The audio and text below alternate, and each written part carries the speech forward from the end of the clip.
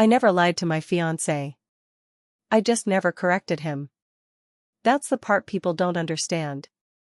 When we met, I was 21, working late nights, skipping parties, counting every hour instead of every dollar.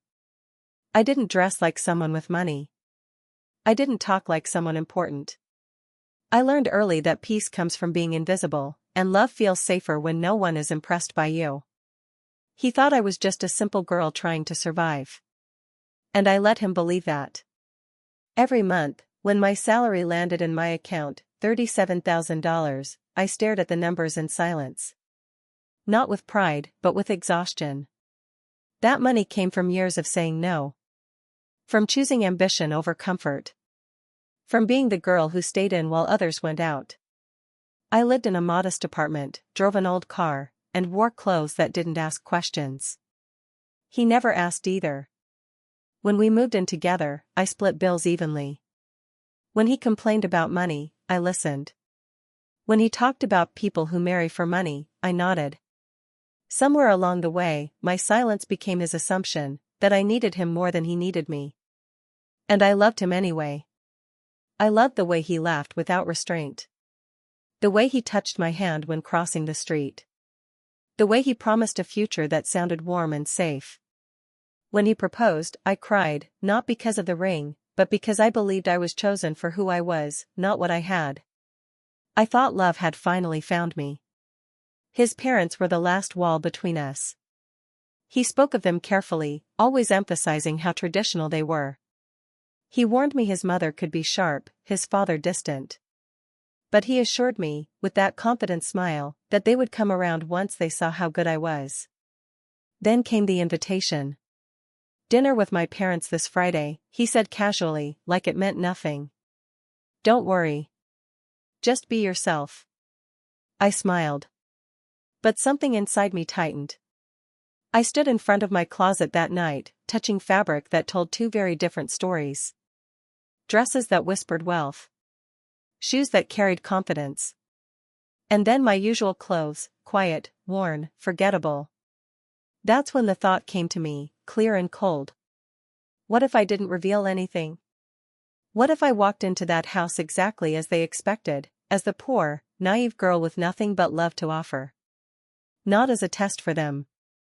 As a test for him. Because if love was real, it wouldn't shrink in front of judgment. And if respect was conditional, I needed to know before I gave him my future. So I chose the simplest dress. No makeup that shouted. No confidence that intimidated. I didn't walk into that dinner seeking approval. I walked in seeking the truth. And I had no idea how much it would cost me. The house was larger than I expected, the kind of place that tried to look warm but felt staged, like a showroom pretending to be a home. Perfect hedges. Polished floors. Smiles that didn't reach the eyes. The moment I stepped inside, I felt it. That quiet pause. That measuring silence. His mother looked me up and down before she smiled, as if deciding whether I was worth the effort. Oh, she said softly, her eyes lingering on my shoes. You look comfortable. Comfortable. Not beautiful. Not welcome. His father shook my hand firmly, too firmly, and asked what I did for a living before he even asked my name. I answered honestly, but simply. I didn't mention titles or numbers. I saw the interest drain from his face the moment he realized I wasn't impressive. And my fiancé? He stood beside me, nodding, smiling, saying nothing. Dinner was laid out like a performance. Expensive wine I didn't touch. Silverware arranged like rules I was expected to know but never taught. Conversation floated just above me, never with me. So, his mother said, cutting into her steak, "Where did you grow up?" I told her. A small town. Modest life. She smiled again. That explains your grounded nature. I swallowed. Then came the jokes. The kind that wear politeness like a disguise. Comments about young women who marry for security. About how important it is to protect family assets. About how love alone doesn't pay bills. They laughed. I waited for him to interrupt. To take my hand. To say, she's not like that. He never did. At one point, his father leaned back and said, "You seem like a nice girl." Simple. Not very demanding, I imagine. I smiled because I didn't trust my voice. My fiancé squeezed my knee under the table, not in support, but in warning. A silent message, don't react. That was when I understood. He wasn't uncomfortable because they were being cruel. He was uncomfortable because I might embarrass him. As dessert was served, his mother brought up prenuptial agreements. Casually. Strategically. Right in front of me. "You never know these days," she said lightly. "Especially when there's an imbalance." Her eyes met mine. I felt my chest tighten, but I kept my posture straight. I answered questions like a good girl. I thanked them for the meal. I played the role they had written for me. When we left, my fiancé exhaled like he'd survived something difficult. "You did great," he said. "They're just cautious people." I nodded, staring out the window. Later that night, while he showered, his phone lit up on the bedside table. A name I didn't recognize. A message that wasn't meant for me. "I miss you already. Tonight was hard." My hand shook as another message followed. "Once this dinner thing is over, we'll figure us out." The room felt smaller. The silence louder. That dinner wasn't about meeting his parents. It was about deciding whether I was disposable. And in that house, surrounded by polished smiles and quiet cruelty, I learned something that changed me forever. They didn't see me as a future wife. And he didn't see me as someone worth defending. I didn't confront him. That was the first thing that surprised even me. I lay beside him that night, staring at the ceiling while his breathing slowly deepened into sleep. My heart felt bruised, like it had been handled carelessly and then set back where it didn't belong. Every instinct told me to cry, to demand answers, to scream until the truth fell out of his mouth. Instead, I chose silence. Silence was safer. Silence gave me time. In the days that followed, I moved through life like a ghost. I cooked. I smiled. I kissed his cheek before work. I listened when he complained about stress and responsibilities, about how hard it was to carry the weight of expectations. I watched him carefully, the way he avoided his phone around me, the way his stories didn't line up, the way he spoke about the future like it was something flexible. I realized then that betrayal isn't always loud. Sometimes it's polite. Sometimes it says "I love you" while making backup plans. At night, when he slept, I let myself feel everything. I cried quietly into my pillow so he wouldn't hear. I replayed the dinner, the comments, his silence at the table. I remembered every time I had made myself smaller so he could feel bigger. Every moment I had chosen peace over truth. That pain did something to me. It sharpened me. I stopped asking why. I started asking how. How long had this been going on? How much did his parents know?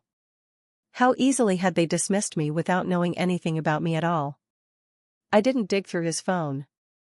I didn't stalk the other woman. I didn't need to. The betrayal was already complete. What I needed wasn't proof, it was clarity.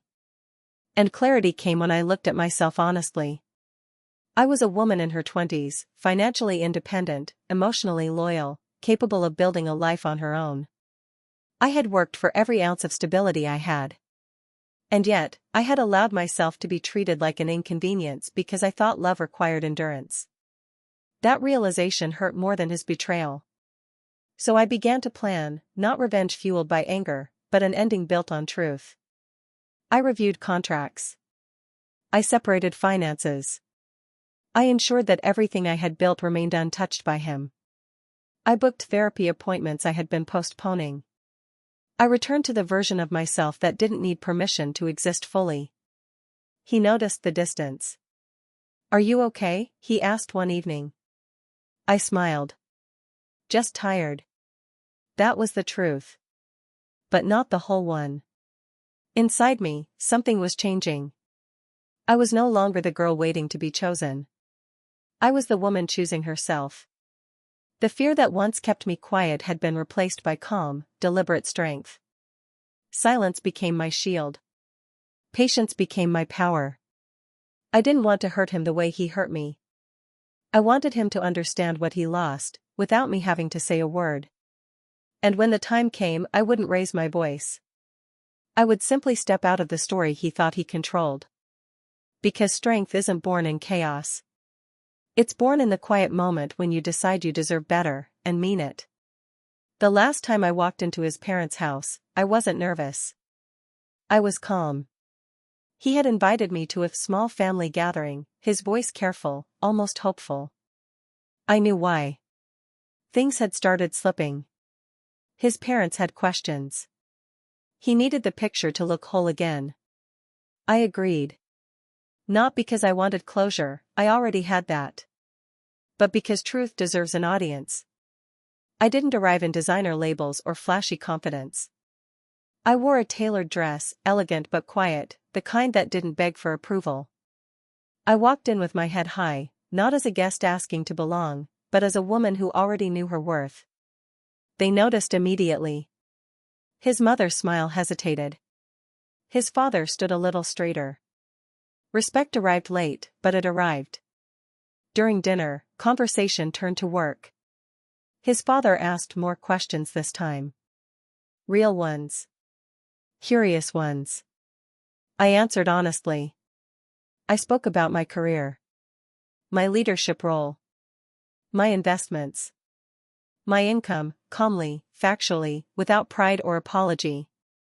The table went silent. I could feel the shift, heavy and undeniable. My fiancé's face drained of color. His mother blinked, then laughed softly. Well, we had no idea. I smiled. I know. Then I stood. I didn't accuse. I didn't shout. I simply told the truth. I spoke about the dinner where I had been judged. The silence where I should have been defended. The messages I was never meant to see. The other woman he never had the courage to end things with. I watched his parents turn to him, confusion giving way to disappointment. He tried to interrupt. I raised my hand gently. I'm not here to argue, I said.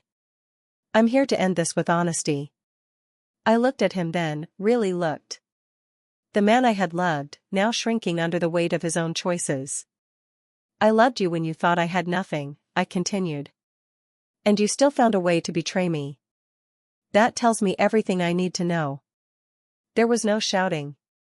No chaos. Just consequences. I placed my engagement ring on the table. It made a soft sound when it landed, quiet but final. I wish you well, I said. And I meant it. Not for him, for me. I walked out without waiting for a response. Weeks later, I heard how things unfolded. His parents demanded answers. The other woman left when the truth surfaced. He tried to call me, once, twice, then many times. I never answered. Because revenge wasn't in his embarrassment. It was in my peace. I moved into a new place. I traveled. I slept deeply for the first time in months. I stopped pretending, stopped shrinking, stopped apologizing for the life I had built. And the lesson stayed with me. People who love you don't test your worth. People who respect you don't wait for proof. And the most powerful revenge is walking away with your dignity, and never looking back. I didn't lose love that night. I gained myself.